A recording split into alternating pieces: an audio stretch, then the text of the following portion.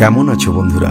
আশা করি খুব ভালো আছো। প্রেরণা একাডেমি চ্যানেলে তোমাদের সকলকে স্বাগত জানাই। বাংলার শিল্প, সাহিত্য, সংস্কৃতির ইতিহাস তথা আধুনিক বাংলা সাহিত্যের ধারা থেকে বাছাই করে একটি গুরুত্বপূর্ণ প্রশ্ন। তোমরা যারা সেকেন্ড সেমিস্টারের প্রস্তুতি নিচ্ছ, বাংলা বিষয়ের জন্য আরও আপডেট পেতে এবং নিয়মিত আমাদের ভিডিওগুলি দেখবার জন্য আমাদের চ্যানেলটি অবশ্যই সাবস্ক্রাইব করে রাখো। আর ভিডিও ভালো লাগলে অবশ্যই লাইক এবং কমেন্ট করে জানাবে কোন কোন ভিডিও তোমাদের চাই। তো চলো কথা না বাড়িয়ে আমরা চলে যাই আজকের গুরুত্বপূর্ণ প্রশ্ন। দেখে নাও কি প্রশ্নটি রয়েছে। প্রশ্নটি হলো, আধুনিকতার বৈশিষ্ট্য লেখো। বাংলা সাহিত্যে প্রকৃত আধুনিক যুগ বলতে কি বোঝো? উচ্চ মাধ্যমিক শিক্ষা সংসদের নির্ধারিত নমুনা প্রশ্নে এটা কিন্তু রয়েছে, অর্থাৎ এবছরের জন্য খুব গুরুত্বপূর্ণ। প্রশ্নটি দুটি পার্টে বিভক্ত রয়েছে, 2 এবং 3। প্রথম পার্টের জন্য নম্বর থাকছে 2 এবং দ্বিতীয় অংশের জন্য নম্বর থাকছে 3। প্রথম অংশের উত্তরে কি রয়েছে চলো দেখে নিই। আধুনিকতার বৈশিষ্ট্য। রবীন্দ্রনাথের মতে আধুনিকতা যুগ নিয়ে নয়, মর্জি নিয়ে সৃষ্টি হয়। মধ্যযুগের ভাবধারা যখন বদলে যেতে শুরু করে এবং মানুষের ধ্যান ধারণায় আমূল পরিবর্তন ঘটতে থাকে, সেই সময়কেই আধুনিক যুগের সূত্রপাত ধরা হয়। তবে নির্দিষ্ট করে 1800 সাল থেকে বাংলার সমাজ ও সাহিত্যে আধুনিক যুগ হিসাবে গণ্য করা হয়ে থাকে। বাংলার এই আধুনিক যুগের বৈশিষ্ট্যগুলি হল, দৈবী মাহাত্ম্যের বদলে মানব মাহাত্ম্যের প্রাধান্য দান, যুক্তির নিরিখে সমস্ত কিছু বিচার করা, বিজ্ঞান চেতনার প্রসার, প্রমাণের বাইরে কোনো কিছুর অস্তিত্ব সম্পর্কে সংশয়, অজানাকে জানার প্রতি ঔৎসুক্য, প্রকৃতি রাজ্যের অজানা রহস্য উন্মোচনের প্রতি আগ্রহ, গোষ্ঠী কেন্দ্রিকতা ছেড়ে ব্যক্তি স্বাতন্ত্র্যে বিশ্বাস।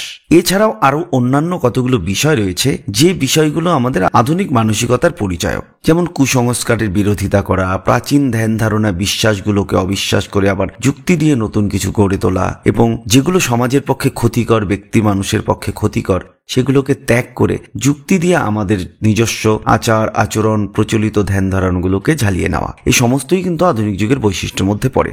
তবে তোমাদের এত বিস্তারিত 2 নম্বরের জন্য লেখার অবকাশ নেই। যা লিখে দেওয়া আছে সেটুকুই তোমরা অবশ্য লিখলেই 2 নম্বর পেয়ে যাবে। চলো দ্বিতীয় পার্টে কি রয়েছে। দ্বিতীয় পার্টে রয়েছে, বাংলা সাহিত্যে প্রকৃত আধুনিক যুগ বলতে কি বোঝো? বাংলা সাহিত্যে প্রকৃত আধুনিক যুগ। 19বিংশ শতকে বাংলার যে রেনেসা বা নবজাগরণ ঘটেছিল তাই আধুনিকতার পরিচায়ক, এ বিষয়ে কোনো সংশয় নেই। কিন্তু ঠিক কোন সময় থেকে এই আধুনিক যুগ ধরা হবে তা নিয়ে কিন্তু যথেষ্ট মতপার্থক্য রয়েছে। যেমন 1 নম্বর, ইতিহাসবিদ যদুনাথ সরকার মনে করেন 1757তে পলাশির যুদ্ধে সিরাজউদ্দৌলার পরাজয় ও ইংরেজ রাজত্বের সূচনা থেকেই আধুনিক যুগের শুরু। আবার ঐতিহাসিক সুশীল কুমার গুপ্ত, রমেশচন্দ্র মজুমদার প্রমুখের মতে 1800 সালে ফোর্ট উইলিয়াম কলেজ প্রতিষ্ঠা থেকেই আধুনিক যুগ বা রেনেসার সূচনা হয়।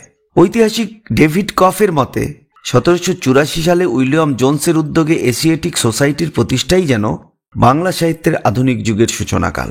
তবে যাই হোক না কেন, দেখা যায় পাশ্চাত্য প্রভাবই এদেশে আধুনিকতার আবির্ভাব ঘটেছিল, এটা সকলেই স্বীকার করেছেন। আর তাই বিতর্ক শুধু নির্দিষ্ট দিনক্ষণ নিয়ে। অনেকে কলকাতায় রামমোহনের স্থায়ীভাবে বসবাস কিংবা হিন্দু কলেজ স্থাপন, হিন্দু কলেজে ডিরোজিওর শিক্ষক হিসেবে নিযুক্তি, এই সমস্ত বিষয়কেই বাংলার নবজাগরণ তথা আধুনিকতার নিদর্শন হিসেবে চিহ্নিত করেছেন। এই প্রসঙ্গে অন্নদাশঙ্কর রায় বাংলার রেনেসা নামক গ্রন্থে বলেছেন, আমাদের রেনেসা ভারতবর্ষের ইতিহাসে ঘটেছে, কিন্তু ভারতবর্ষের ইতিহাস থেকে ধারাবাহিকতার সূত্র ধরে আসেনি, ইউরোপের ইতিহাস থেকে আবির্ভূত হয়েছে। তবে যাই হোক, আনুষ্ঠানিকভাবে আলোচনার সুবিধার্থে ফোর্ট উইলিয়াম কলেজ প্রতিষ্ঠার পর থেকে এদেশি শিক্ষা ব্যবস্থা থেকে জীবন জীবিকার ক্ষেত্রে আমূল পরিবর্তন লক্ষ্য করা যায়, যে ধারা আজও অব্যাহত। তাই 1800 সাল থেকে বর্তমানকাল সময়কে আধুনিক যুগ হিসাবে মান্যতা দিলে কোনো অসুবিধে থাকার কথা নয়। এই ছিল উত্তর। উত্তরটি আমাদের ওয়েবসাইটে পেয়ে যাবে, নিচে লিঙ্ক দেওয়া থাকবে, সেখান থেকে উত্তরটির PDF ডাউনলোডও করে নিতে পারো। তবে অবশ্যই কমেন্ট করে জানাও তোমরা আর কোন কোন বিষয়ের উপর উত্তর চাও। আমরা খুব দ্রুত নিয়ে আসছি তোমাদের জন্য সেকেন্ড সেমিস্টারের যাবতীয় প্রশ্ন এবং উত্তর। ভালো থেকো, সুস্থ থেকো, দেখা হচ্ছে পরের ভিডিওতে। তবে যাওয়ার আগে লাইক এবং সাবস্ক্রাইব করতে কিন্তু ভুলবে না। ভালো থেকো। আজকের মতো এই বাই।